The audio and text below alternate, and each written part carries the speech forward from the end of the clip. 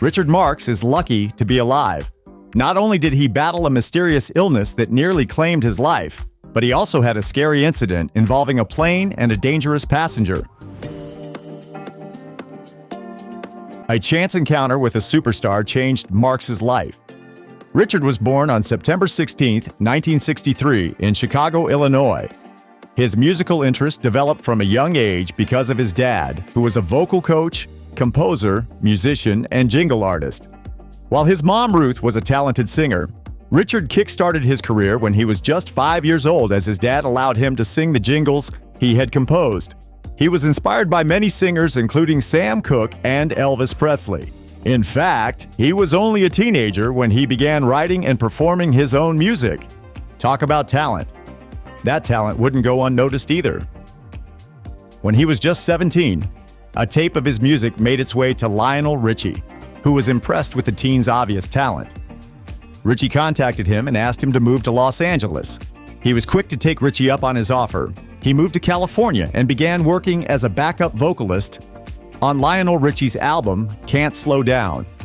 His work on the album caught the attention of several other artists, including Madonna, Luther Vandross, and Whitney Houston, who also hired him as a backup vocalist. In addition, he began building a reputation as a talented songwriter. Fun fact for you guys, he wrote a song for the soundtrack of the film St. Elmo's Fire before the age of 23. Throughout his career, he released 21 albums, 58 singles and EPs, and 23 compilations. He had 14 songs that reached the top 10 on Billboard's Adult Contemporary chart and 4 #1 hits on Billboard's Adult Contemporary chart. He has been credited as a composer in 21 films, television shows, and music videos.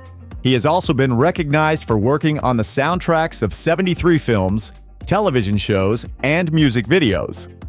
On top of that, between 1986 and 1990, Marx was nominated for 4 Grammy Awards. He has used his tremendous amount of success to better the lives of others. In fact, some of his charitable work is simply astounding. He has changed the lives of many kids around the world. Marx is a generous philanthropist and supports several different charitable organizations. One of the first organizations he sought to support was the Children of the Night Foundation, which assists children and teens who are victims of sex trafficking. He said he learned about the foundation while watching an episode of 60 Minutes. The next day, he asked his manager to contact Dr. Lois Lee, who founded Children of the Night, to see if there was any way he could help. After meeting Lee, he was inspired to write a song titled Children of the Night. Several of the children he met were hired as backup vocalists for the song, and proceeds from the song, which was on the Repeat Offender album, helped fund the Children of the Night home in Van Nuys, California, which provides safe housing for children and teens who were victims of sex trafficking. Simply amazing.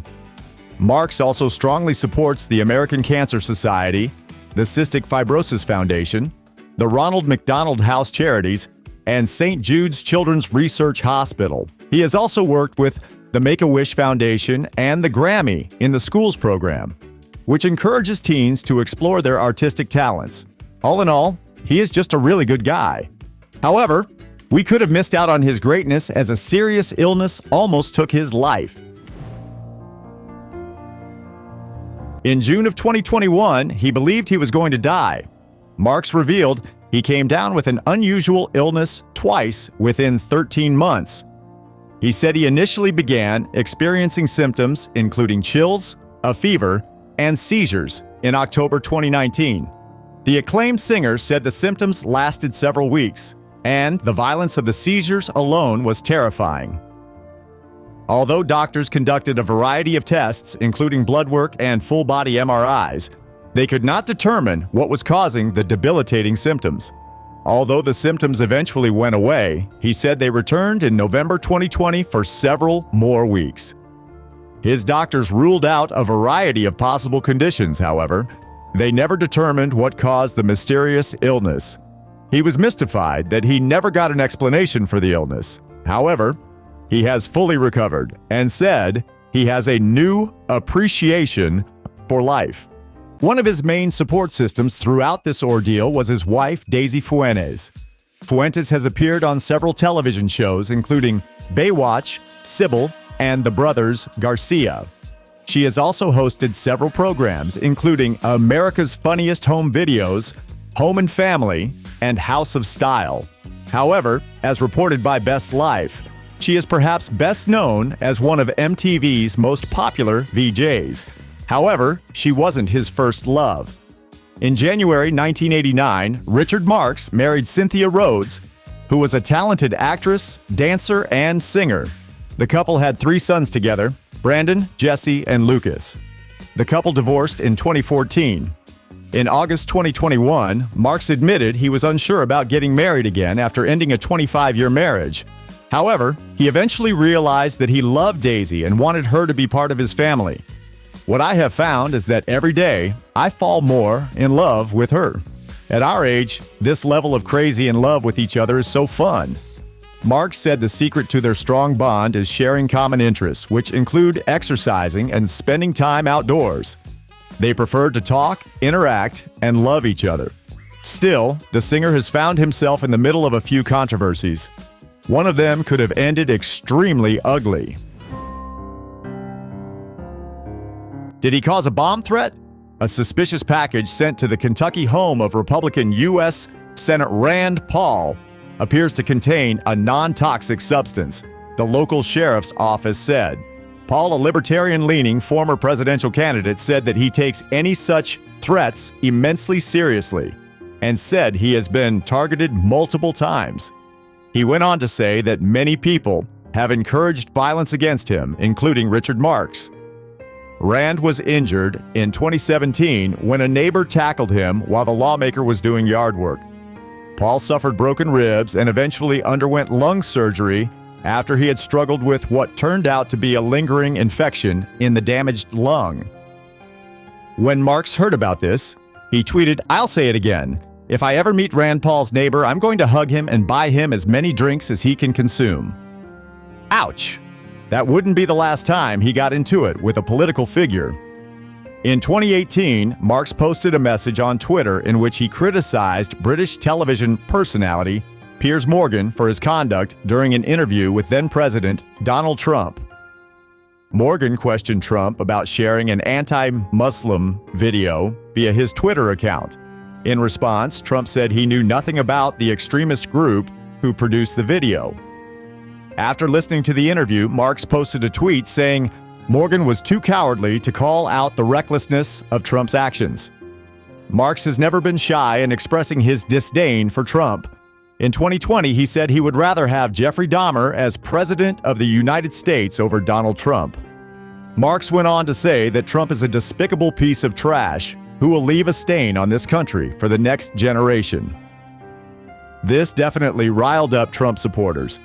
He was also part of a scary moment on a plane. Things got rowdy up in the air. On December 21, 2016, Marx and his wife, Daisy Fuentes, were traveling from Hanoi to Seoul on Tuesday. During the flight, a 34-year-old passenger had consumed 2.5 shots of liquor and became intoxicated during the flight. However, the flight crew was extremely ill-prepared to deal with such a situation. In steps, Marx, who helped the crew, restrain the man and keep him subdued until the plane landed and the man was arrested by the authorities. However, Marx did make a point of letting the airline know that the crew needs to be better prepared for such extreme situations, and Korean air officials took that criticism to heart, vowing to make sure that their crew will handle such situations much better in the future. But hopefully there won't be any future incidents. As for his net worth, a substantial amount comes from his incredible real estate ventures. His homes are unbelievable. In 2005, Daisy paid $4.5 million on a home in the Hollywood Hills.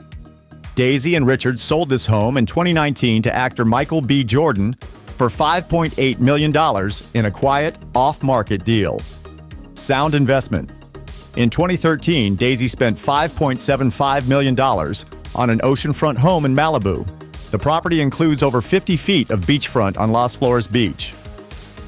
Other features include mahogany doors, coral stone decks, limestone fireplaces, and French oak flooring. In 2015, Richard and Daisy paid $5 million for another Malibu mansion on the non-oceanfront side of the street. On top of this, Marx has sold over 30 million albums during his career, which has helped him amass a fortune worth $40 million.